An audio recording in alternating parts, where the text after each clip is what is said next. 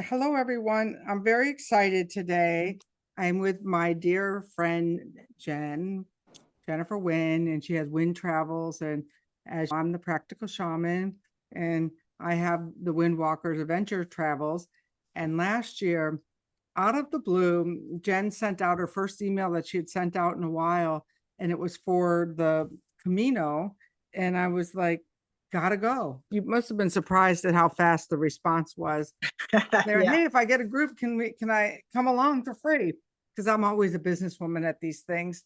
And but I knew that I was going to go whether I got a group or not, because it was just something that my life was calling me. And but I had no idea at the time how it was going to call me. And I came home and it called me in such a way that I even wrote it all down and wrote a book called A Pilgrim's Guide to Walking Wisdom, 1111 Insights. And actually, Jen wrote a book the first year she went too. There must be something about going on the Camino and writing a book. Jen, is that true? Yeah, I think it's just when I went my first time, I was by myself. So I just made a commitment to post every day on Facebook for my friends and then to journal every day. So the journal basically day by day turned into a book. I was too tired to journal. I didn't write anything down.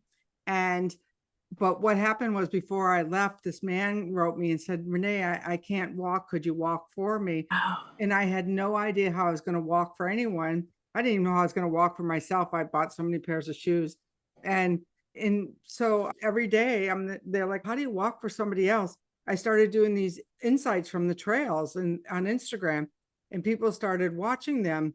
And I didn't know, because when you're walking, you're so engaged in the walking that you don't even know what's going on anywhere else in the world, because by the end of the day, your legs are so sore. yep. Yep. No, it really is a great way to just get away from it all and just be present to your surroundings. And so that kind of happened for me. And then I got home and I'm there like, those were pretty good insights, and people were really following them. I should write them down. Yeah. I wrote the whole book. And then I never heard from Don about how he liked my insights. And here I was doing them every day for him. And it turns out that Don had died the first day we started to walk. Oh my gosh. And I didn't know that Wow. until I finished writing the book. And it was probably a good thing. It was somebody I hadn't heard from for 10 years. He showed up. He sent me Sonia Choquette's book on walking home, Yeah. but I didn't realize it was him I was walking home. Wow. That's amazing. Yeah, it still makes me cry. And so I dedicated the book to him. But I thought we'd hop on today. And if people have questions, we can answer some questions too, because Jen's going back to the Camino this fall. And she just walked the Cotswolds, which I want to do in October. Need a few more people to come walk with me. So I thought she could tell us a little bit about that and a little bit about her experience of what got her started to walk. Because what you don't know is we're both chefs. And so how does chefs go from cooking in the kitchen to walking? Yeah. When I first did the big 500-mile Camino in 2015, that's funny because I read Sonia Choquette's book. And I said, what in the world? And I saw her on Facebook and she kept saying she would pray for people and if anybody needed anything. And I said, what in the world is she doing? I had never even heard of the Camino. And so then I got her book after it came out and I read the book and I was like, boom, I signed up. And like right away, I didn't even think about it. I just went. And it was an incredible journey. And so I wrote the book. And then a friend of mine that was following me on Facebook, she said, you should really take people over there. And because you know how to do it now. And a lot of people don't want to go alone. So I researched the routes. And then that's when I came up with the shorter Portuguese route, the one that we did. Which I loved. Yeah, I love the route. That I've done it like 8 times now. Are you going to go do that? Is that what you're doing again in the fall? Yeah, this will probably be my last Camino for quite a while, unless I get another group like you guys. The groups are a good way to go. And then, but the other thing a friend of mine reminded me of about me going was that she said, Renee, you've only got how many more walks left in you? Yeah. How many do you want to keep going back to the same place? And so for me, the Cotswolds, I loved England when I was there. I loved it. There was places where I felt so ancient, and so there were some places that I felt like, oh my God, I had a lifetime here that I don't Yeah. want to go back to. But there was other places where I felt so embraced and so held. I thought this is like a nice second walk going to the Cotswolds. And you just Yeah. went, so tell us about it.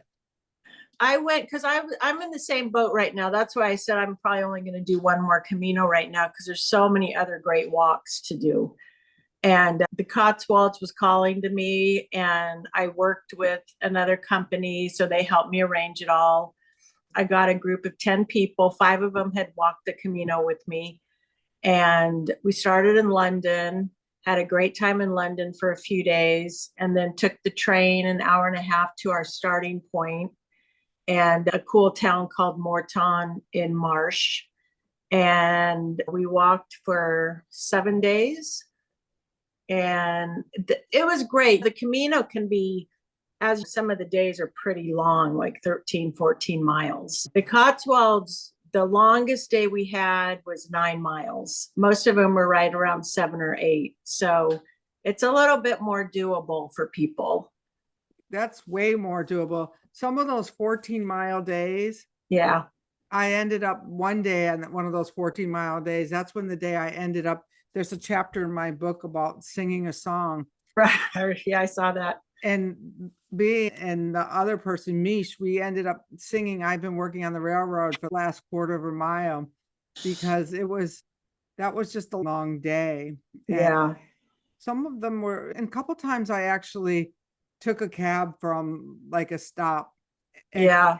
Which was good because then I got to see the waterfall and stuff. One of the things that I've learned is that there's no right or wrong way to do this. Exactly. Exactly. Some people feel like I have to walk every step or else I'm not doing it. And it's, no, you need to listen to your body and take care of yourself and enjoy it. It's not, if I'm walking 15, 16 miles, I'm like, I'm angry. I don't want, I like, just get me to the damn town, get me a glass of wine. So yeah, I'm that way too. Some of these walks that I'm looking at with other companies, it's 18 miles. I'm like, nah, no thanks. And there's no way to cut them in half. That's 2 days. Yeah, sometimes there is, but that's why it's good to, in this company I was dealing with, they have what they called slower adventures. And so they keep the mileage under 10 miles a day. And I think that's fine. When I was, Chris, I'm going to just hide you just because we're on the big thing. When I was younger in my 40s, and that was younger a couple decades ago, I did Salcantay and I did Asangati, and those were 14,000, 16,000 feet. And they really got me started on the idea of pilgrimage. Let's talk about pilgrimage as a concept, because I do podcasts with Sandra Ingerman, and she talks about how this idea of making a sacrifice, putting aside your work, putting aside your phone, putting aside a few dollars in order to go and ask an important question of your life really makes a difference when you are trying to make a change, or if you want something different. For you, what does pilgrimage mean? When I jumped into it, I didn't even really think about that. I think it just, what I kept saying, because everybody asked, why are you walking? Why are you walking? What I kept coming up with is midlife crisis. I did it 10 years ago. So I was 53 and I was just a crossroads in my life. And number one, can I do this? And I did. I took a cab every once in a while for a couple miles, and I didn't feel guilty about it. It was like, I'm taking care of myself. I like to get to the towns and explore the towns as much as I like the walking. But pilgrimage, what's the definition? It's like a sacred journey, right? And I think that walking I met this one gal I was walking with who's a therapist, and she said, what I'm finding is it's really incredible how people open up when you're walking and talking. They just open up. So she said, I think I'm going to start doing some of my clients and take them out on walks. And I thought, what a great idea. When I was in my 30s, I was in a lockdown ward at a hospital, a mental hospital in Queens. And I had a full restaurant running up in New York, and I'm down there locked up because I was depressed. And I had this psychiatrist who would take me every day off the lockdown ward and take me walking around the neighborhood. Oh, And I think that probably was the first of my walking, my walking vigils, and my idea that when I walk, everything changes. And now I have the wind walker. So it seems to me that I learned early that I could change. Like, you can't say exactly what changed, but this week, and the people who walked with us last year, it's been about a year since we got back from the yeah. Camino. One woman sold her house. Another woman's now navigating around Rome because that's just how she is. Another woman, if you look a year later, I just got a book deal. I've lost 35 pounds this year, and I Wow. lost it before I walked. Wow. That's so great. I lugged all of that weight around, and I'm thinking, like, yeah, is this how I want to spend the next 20 years of my life, carrying all that weight? Because I was really surprised after I got done walking 118 miles that I hadn't dropped a single pound, but Yeah, I I know. think the food was just as much as part of the fun. Yeah, we eat a lot. That's what I mean. When I walked the 500 miles, I don't think I lost any weight. And it's Wait, walking 500 miles? other people did. I didn't. Of course, I'm eating and drinking wine every night. One way to get through it. Yeah. But yeah, I think the idea of pilgrimage for people that we're all on a spiritual journey. And I just think there's something about walking, and there's so many quotes I've read from people about walking, and you get ideas that come to you, like your insights. That's perfect. You got your insights walking. And Yeah, and they were, you know what, really, in my book, if you haven't read my book, I know Jen's read my book, but it's really, they're not, we complicate life so much. And there's nothing like you're walking. I think it was the final morning. You learn so much about yourself. So I wanted to get to the cathedral first. you did, I think. Oh, no, you were there first, I think. Yeah, but I didn't walk that day. No, I know. But so this is me. Like, because they were younger, I call them the power walkers. They were Right. younger and stronger walkers than me. So I got up really early, and I started out before it was even sunny to get my walking in. But Spirit has a way of tripping you up, because I walked out from the inn and immediately tripped and fell. Oh, I didn't know that. Yeah. And I skinned my knee and everything, but I'm there like, dust it off, and I'm going to get there first. And I did. But along the way, I found myself swinging my arms, walking away, singing Girl Scout camp songs Oh gosh. from second and third grade. And I think that it just stirs up something in you that you don't even remember that is there. And it just restores you to the joy, like laughing at yourself, like that you really got up earlier than everyone else, skip breakfast just Yeah. so you could be the oldest, fastest walker on the crew. Yeah, and that last inn, that's a good breakfast too. Oh, so I missed breakfast. So this, just know, I was willing to sacrifice my breakfast in order for my ego.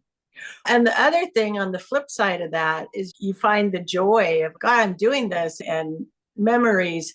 But then on the flip side, I was sobbing a lot at that first walk. I broke down in tears many times. And I think it was a release. I didn't do 500 miles. I only did about 120. How long is the Cotswolds? How many miles is that? The one that I did, so I didn't know that much about it before I went. The Cotswolds is a pretty large area, and there's actually several different routes that you can walk on the Cotswolds. We walked, I think it was about 80 miles in 8 days, so around 10 miles a day. And that was perfect. And I think by the time we were done, I think everybody was done. One lady, I loved seeing all the sheep and being in the grass. One lady said, if I see another sheep, I'm going to turn into one. And it's like, but they're so cute. That's funny. So you were herding sheep the whole way. Yeah. You're walking through these big private fields. And I said, I wonder if the people, when they buy a house here, they might obviously know a trail's going right through their property. And was it as busy as the Camino, or was it? I would say it was on par. But it's never like it's crowded. You just see other walkers. That was something that really surprised me on the Camino, is that there was thousands of walkers, because the day we came in, I think it was 2,111, because the 2,113 walkers, my 11 was right in the middle of it, my 11 insights. But that I didn't see all of those walkers. But remember, that 2,000, whatever it was, Compostelas that they gave out, that's from all the routes. Yeah, no, I understand that. But yeah, what I found curious was that even on the route we were on, I would see the same handful of walkers. Yeah. Along, it was like, this was my soul family for this walk, people. And even the people I never talked to, when we saw each other at the cathedral, we all gave each other a nod. Yeah, we did it. Really a cool thing. No, there's a connection when you meet people on the Camino. It's just, there's an immediate connection. Did you find that on the Cotswolds too? Yeah, I have to say probably not quite as much as the Camino. The Camino is just like years and years of this sacred route. So the Cotswolds I was more in awe of all the beauty. We had beauty on our Camino too, especially walking up the coast. But like the towns in the Cotswolds are just so charming and really good food. I was surprised because I was thinking, oh, English food, pub food, but it was really good. Bangers and mash every night. Bangers and fish and chips, but really good, like burgers, and everybody enjoyed the food. So tell us, I'll tell about my Cotswolds trip after you, but tell about your trip coming up in the fall and how people would contact you if they're interested in coming. Yeah, so I'm doing the coastal route again, the same one that we did. It starts on September 26th out of Porto, Portugal, and it ends on October 9th. And I do have a few open spaces. It's not going to be as large of a group as we had. It's probably only going to be maybe 10 people, which will be nice. It's a nice size. And yeah, you can just go to my website. It's Winn, Winn Journeys, JOURNEYS.com. That's the best, or type something in the comments and I'll check back and if anybody's interested. And we'll be walking at the same time. Oh. So my trip starts in London on the 1st and goes through the 10th. And then I'm going to be teaching at the College of Psychic Sciences on that Saturday, the 11th. Is that in London? In London. Wow. Yeah. So if you're interested in coming with me, just let me know, because I really have to start to really hone down the hotels and the inns and things like that so that we stay together. So I would love for you to join us and give people one last word of encouragement about why that they should join you on this journey. Either one of us. I think it's like what you said. How much time do we have? Why wait? And it's don't make it about money, or there's always an excuse. I've had people saying for years they're going to come with me, and every year it's another excuse. And I'm like, this is probably the last time I'm going to do this one. If you guys want to come, jump on. But you won't be sorry. You will not regret it. What I want to just say is I want you to feel in, close your eyes right now and just ask, am I being called to go deeper with myself in a way that demands me to step outside of my life and walk? Yeah. And then you get to choose. Do you want to walk with me and the sheep, or do you want to walk along the coast with Jen? And the thing is, a lot of people, they'll say, how can I train? Most of the people that go with me, they never train. They just go and they just walk. I said, that's all you're doing is walking. You don't have to go to work or anything. You're just walking. So don't worry about it. Yeah, I think I'll end on that note. So I had a foot accident the year before, and I wasn't really able to walk the entire summer because I don't know what I did, but I tripped over a box. But it went into my foot. And so I didn't know if I was really going to be able to walk, but I knew I was going and I wanted to. And even though I gave myself permission to take cabs, it wasn't really the way I wanted to do it for me. And so I must have ordered 3 or 4 different pairs of boots and shoes and I tried them all out and made sure that I had the performance shoes.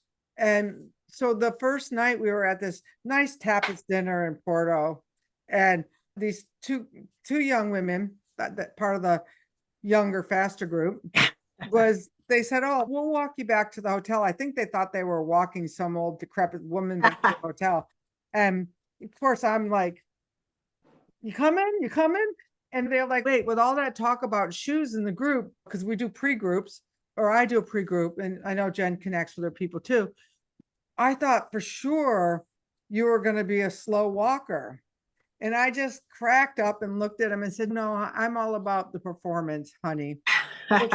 We'll see who gets to the cathedral first." That was your goal. That was the challenge. And I couldn't keep up with those. Some days I could keep up with them, but they were just like 20 years younger, I think, and they had a faster pace. And yeah, there was a couple gals that were and in really good shape, a Pilates teacher and a yoga instructor. And then we had a few who took a cab most of the way. Like one would walk around the grounds and spend a morning walking around and then hop in a cab to the next town. Yeah. And that's what she needed, because now her life is back. Yeah. Yeah. She's feeling healthier this year. I bet you if she went this year, she'd be walking, but she needed to come to get the group love, but she didn't necessarily need to walk at all. And she listened to herself. Yep. That's a great lesson. That's a great thing to end on. Absolutely. So I invite you to the Cotswolds is the 1st through the 10th. You can go over to the practicalshaman.com and find out more. Or if you're interested in the Camino, and I may do the Camino again next year, but I don't know. But I would highly recommend going with Jen. She knows the best places, to soak, and the good restaurants and great places to stay. And I loved walking up the coast of Portugal. Yeah. I felt, but when I got into Spain, I felt like I was home. Really? That's, when you went after you took the water taxi? And also never listen to what anyone else tells you, because Jen said, go quick over the mountain. That other way around is really, everyone complains it's just a long route. There's nothing to see. And so I had a boat driver drop me off at the long way around, and I took it. And it was actually my most favorite day on the whole trip, because there was these amazing tree artworks, pictures made out of 3 and 4 trees put together for the whole image. And I would never have seen that or never even known it was there had I not walked around. But I was really bitchy when I got to town. I remember that. I was like, no, we're not going to that restaurant because this one's on the ground floor and we're here. And it was just like I had a tantrum. You get to see the best and the worst of yourself. Yeah, exactly. Exactly. We would love to have you come along with us, and we hope you enjoyed this. If you have any questions, just put them in the chat and Jen and I will check it out. There's people listening here on the Zoom. Once I take it off live, if you have any questions, I'll just be right back here. And hopefully you'll see us soon.